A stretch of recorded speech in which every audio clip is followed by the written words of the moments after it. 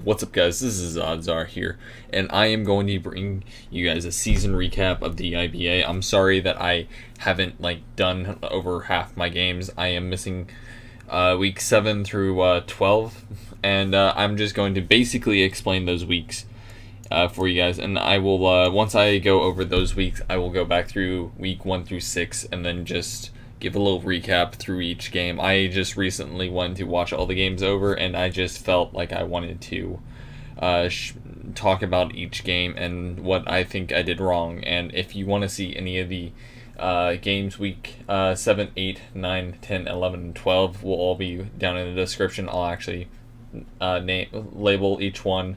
And yeah, and then after that I will spoil this. I did make playoffs. So after I finish this game, I will be uploading round 1 this weekend or tomorrow, and then I will be doing around.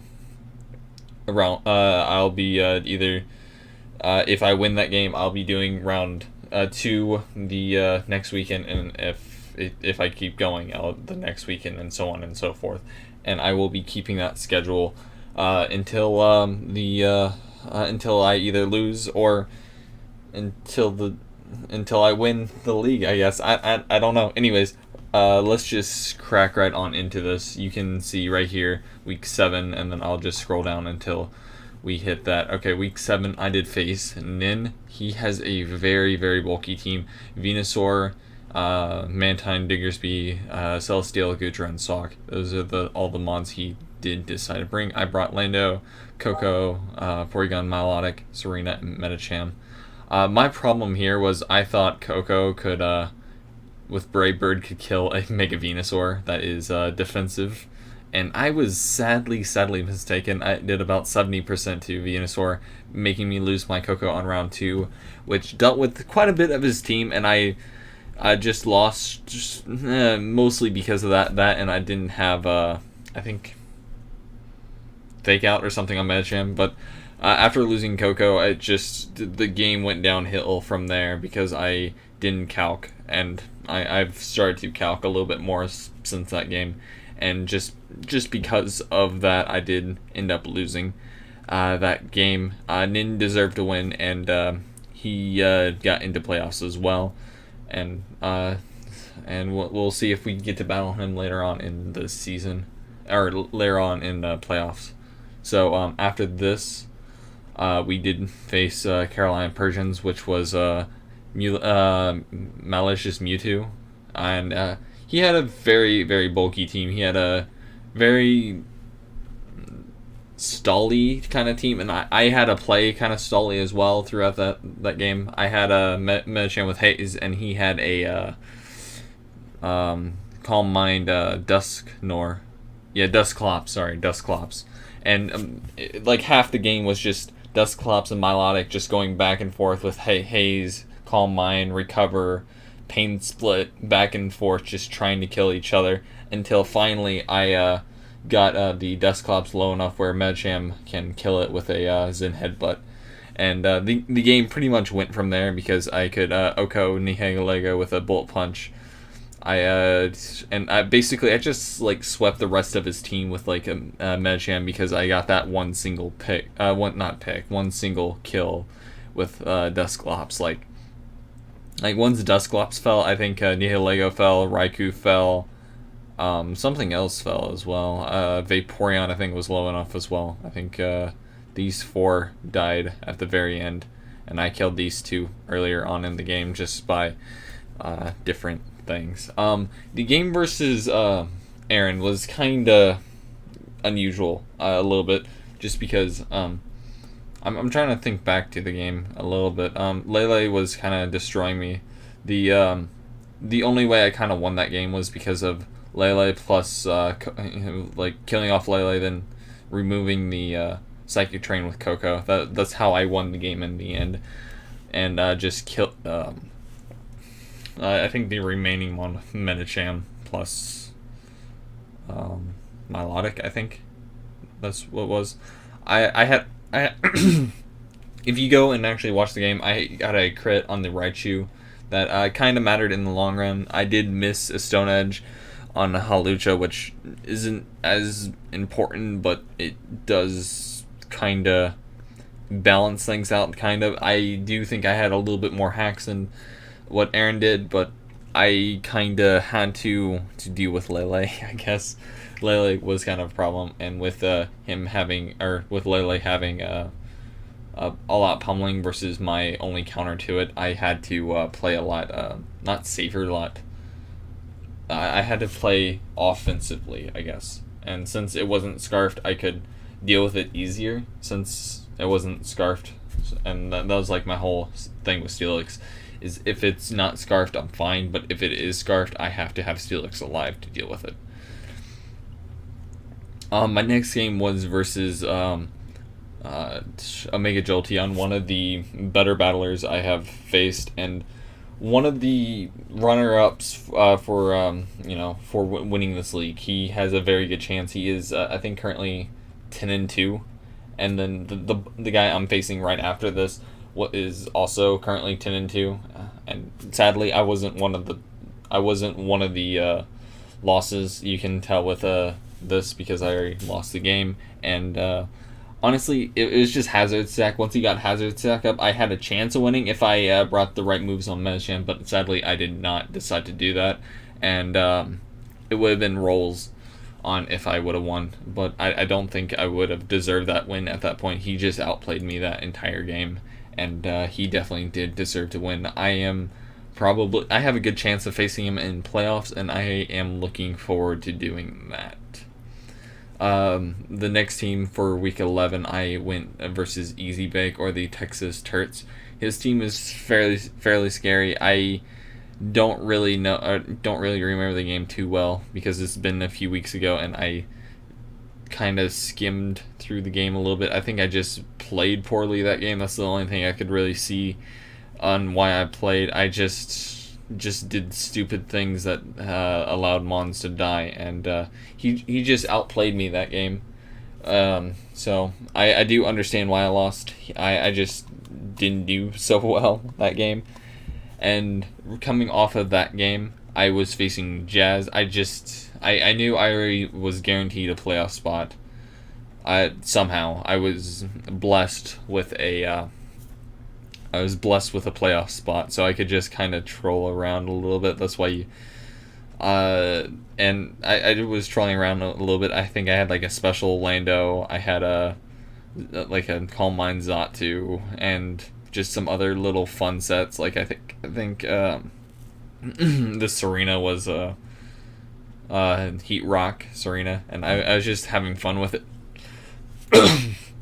Oh, sorry. I was just having fun with the game. I should have probably taken it a little bit more seriously just to get my my losses up a little bit, just for a personal note.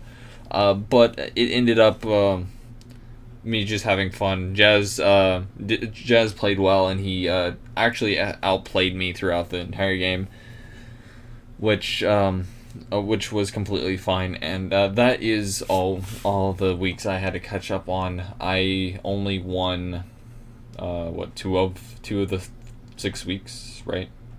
1, 2, 3. Yeah, I lost. I only won 2 out of the 6 that I played. So I was really relying on the first 6 weeks. The first 6 weeks were my better weeks, and I'm just gonna explain the few that I did play. I ended the season 6-6, so I'm fairly happy with that. And actually, I'm not ending it yet. I can still possibly go on and win, but the regular season I ended 6-6, and I will move on to playoffs like I was saying. And I am just going to briefly talk about each one of these games. With this one versus Pharynx was actually a pretty good game. I did enjoy the game. I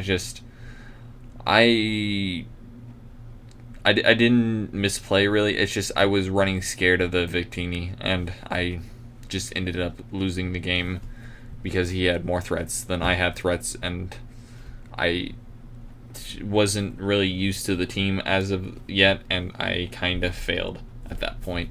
After that, I fought Shadow, a Season 1 champ. I really like playing Shadow. I didn't get to play him in Season 1. I got to play him in Season 2. I was kind of unsure about this, but I wasn't too afraid of his team. So I was able to pretty much do whatever I wanted for the most part with this. The turning point was, I think, whenever he let Gliscor die, I believe. That made the game a lot easier for me. And Volker... Oh, no, I remember. I remember now.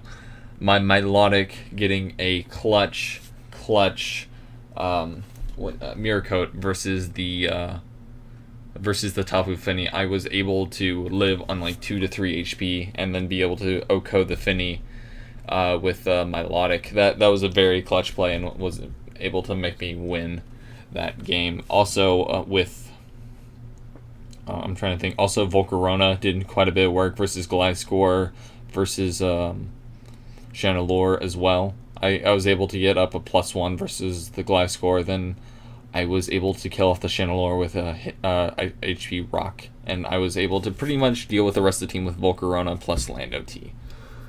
And let's go with versus my next opponent, which was, I think, it was Gliscorium, I believe. Yeah, that's who it was. And this was a very back and forth battle. There wasn't like any one who like really like dominated over the other. It was just like I get a kill, he gets a kill. I get 2 kills, he gets 2 kills, and it just went back and forth until I won with a very slight victory because of Porygon 2 living something from I think it was from Lotpa. No, I don't exactly remember what I lived, but I lived something, and then it was versus the Mew. That's what it was. I lived, I think, a Psychic from the Mew, and then I clicked Shadow Ball, and it was a very, very close battle. That was one of the closer ones I had, and it was actually a pretty fun battle. I enjoyed that one a lot. After this, I fought Troy. He just was not prepared for the Double Dance Lando. That did quite a bit to his team, and I ended up winning because of that. And I did get a 6-0 versus Troy because of Double Dance Lando. He allowed me to set it up on a Smeargle, and I was not punished really for that. So I was able to get a pretty clean D-Dance up. And there was some hacks in the game where he definitely should have killed the Xatu. The Xatu should have been dead for a long time, and maybe he would have got webs up or something of the sorts if Xatu would have died. And Porygon 2 also had a very close call as well. I decided to I think recover up on a Terrakion, and if he would have went for close combat or something, Porygon 2 would have died definitely. So I think just me trying to sack off something, and he not really thinking that I'm just gonna let this thing die, over predicted stuff like that. It happens, and that was week 4. Week 5, I fought Nick, and actually I am going to be facing Nick in round 1 of playoffs. You'll be seeing that video probably tomorrow. And then if I win that game, you'll be seeing round 2 next. I'm gonna just do Sunday or Monday, either one.